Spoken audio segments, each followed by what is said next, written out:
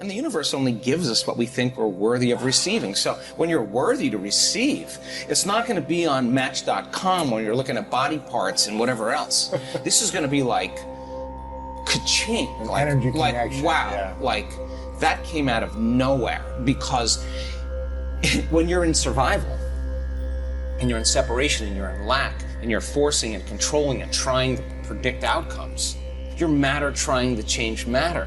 And of course, it's going to take time for this to happen because you're creating a three-dimensional reality, and everything in three-dimensional reality takes time. Mm-hmm. But when you're creating from the heart, with a coherent brain and a coherent heart, and you got that 5G Wi-Fi signal, it's not like you go anywhere now. The experiences are coming to, you're drawing the event to you. So we spend a lot of time bonding with our future emotionally. I have our data on oxytocin, and they're like, listen, oxytocin levels go up during, in a relationship, the honeymoon stage of a relationship, and monogamy is created because of those chemicals, or a female mammal is bonding with her offspring. It's exactly right.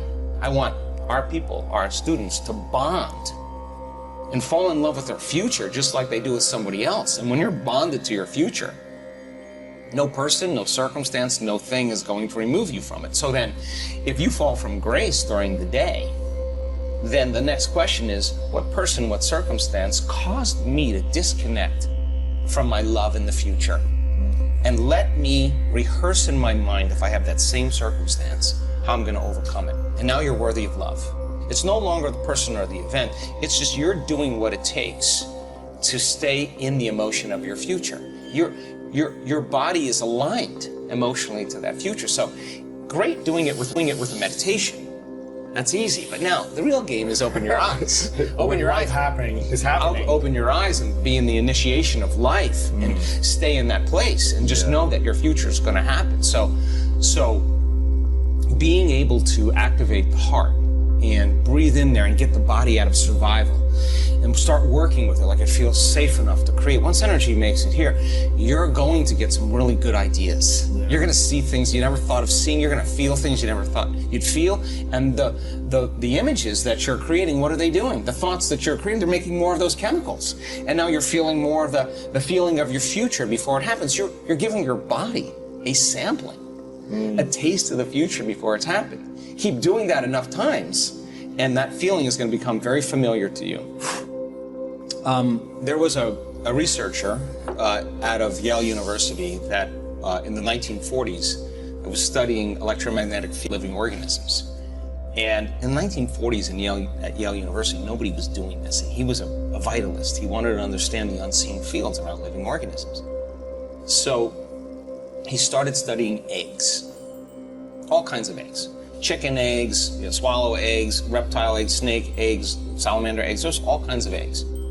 And he was using a magnetometer, and what he found was that 100% of the time, no matter what egg he measured, the positive charge was always at the head, and the negative charge was always at the tail. Well, if you have positive charge on one end and negative charge on the other end, you got an external electromagnetic field called the magnetic field. That's a magnet, right? What happens with human beings is every thought has a frequency. Every thought produces a chemical. So if you keep obsessing about your lack of finances, your lack of time, your lack of energy, lack, and those thoughts. I don't have this. And those thoughts. I don't have this. I don't need know. this. What are the chemicals you're feeding your body? You're taking thought. It's producing a frequency, and that frequency in the form of chemistry is storing that thought emotionally right in your second center. You feel guilty, you feel unhappy. The moment you feel unhappy, then you generate more thoughts equal to that feeling, which makes more chemicals, and you keep taking energy from the brain and storing it in the body.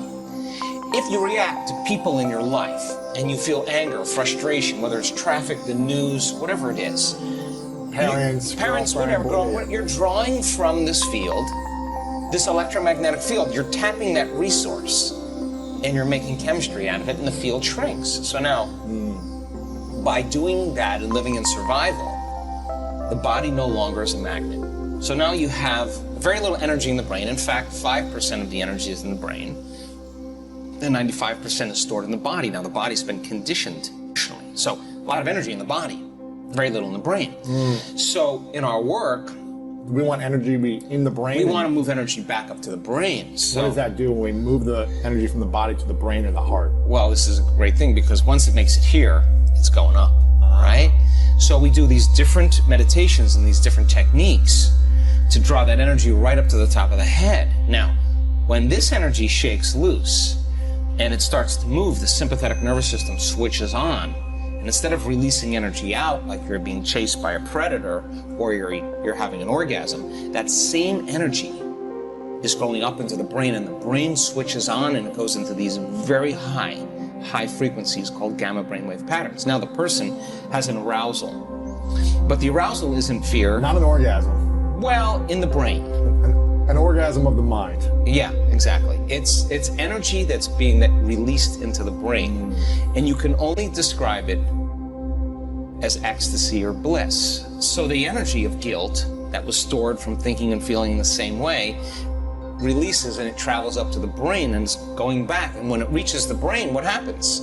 You get more energy in the brain and it begins to produce that external field. So you're beginning to create a field around your body. You can imagine the future as opposed to staying in something from the past. Well, once the energy's moved, you're going to feel pretty blessed in that moment. In fact, so we can transfer guilt, shame, insecurities into bliss. Oh my God. Yeah, we do it all the time. Momentarily? Oh my gosh. Yeah, we do it all the time. And the amazing thing is that rush of energy that's moving into the brain is changing the brain's physiology and producing that field. Now you have energy to heal. Now the body is a magnet again. And it's as the energy moves up the spinal cord and it starts passing through those spinal nerves, and there's a lot of dynamics going on in the body. That energy that was once stored in that one of those energy centers that's released is energy to heal, energy to create a new future. You're replenishing your field, and now the body becomes more of a magnet instead of an inert piece of metal with no charge, right? So the person then who's reacting to whatever person or circumstance in their life, the stronger the emotion that they feel towards politics, towards the traffic, towards their girlfriend, social towards their media, ex, whatever, the more they're paying attention to it. But where you place your attention is where you place your energy. So we also know that when... It's hard to create from a place of putting attention towards negative energy. Well, you're not creating. What you're doing is you're tying up your vital life force. You're giving your power away to that person or that circumstance that you could be using to create a new life with. So when a person's sitting in their meditation, and I love doing this, I'm going to take people further than where they normally go. I know they're going to go, oh, well, I'm done with my meditation. No, you're not done. We're going to take you to that point where that feeling is so in your face, and you can't turn on your cell phone. You can't get up and walk away because 1,000 people are not getting up and walking away, and you're part of the community.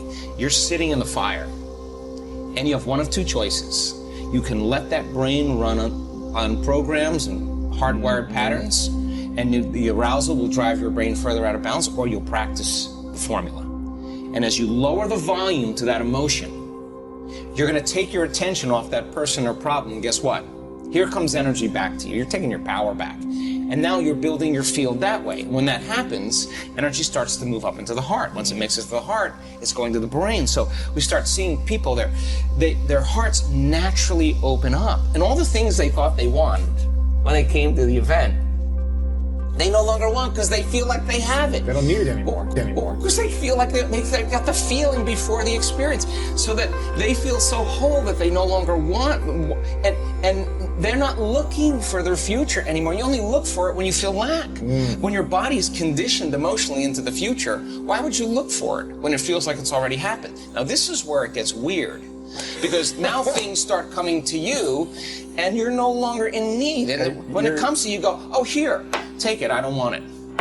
It's just that I just wanted to know that I could create it. And people create a lot of wealth in our events. Yeah. And the first thing a lot of people do is they say, I'm buying a cruise for you. I'm buying you your car. Oh, Mom, I'm getting you that house. Why do they do that? Because they're so excited. They feel so amazing, and they're thinking, I could do this again. Why would a person in lack wouldn't give? A person who's abundant would give because they know how to create. So now the game changes. It's no longer about the self. You're doing it because that you know that you can create it. So So then, maintaining that state, when you're in love, Yes. when you're in love, in it, in your body. You are in love. Not in another No, relationship. you're not looking for it. You're in it. not looking for it. You'd be in lack. When you're in love, there's nothing to do. You're in love. You're the magnet. You are it. And so You are love. Yeah, so the events that come into your life would not only be just a reflection of a relationship with someone that you wanted to be intimate with, you would have meaningful, loving relationships that would enhance that feeling. And when it didn't, you would say, ooh, you know what? I don't know. I don't know if this is right for me. You would trust that because you worked really hard to nurture this, to protect it, to grow it, to trust it again, to open up, right? It takes a lot to do this, but we see men open up, right? It takes a lot to do this, but we see men in our work. I was on them this week. I never let up on those guys. Big macho guys. You want to know what courage is? Let's go. Let's open that heart. And when they start cracking open, I mean, we see people heal from colon cancer and from angina and all. Just boom, there it is. There it's not. That's what's been stored all down here. Once they open this up and it moves, the body is transforming in that moment. It's the system is informing itself. Information is being restored back into the body. So when you get to that point where when you're in lack and separation, time gets really crazy because you want stuff to happen faster and it feels like it's taking forever. That's because you're in separation. When you're in love and you're connected, you don't want the moment to end. I mean, I had 3 guys over for dinner last night, all these academics. I cooked a meal and a half for these guys, took out great wine. Why? I wanted them to be so caught up in the moment that they forgot that we made a new memory. We made a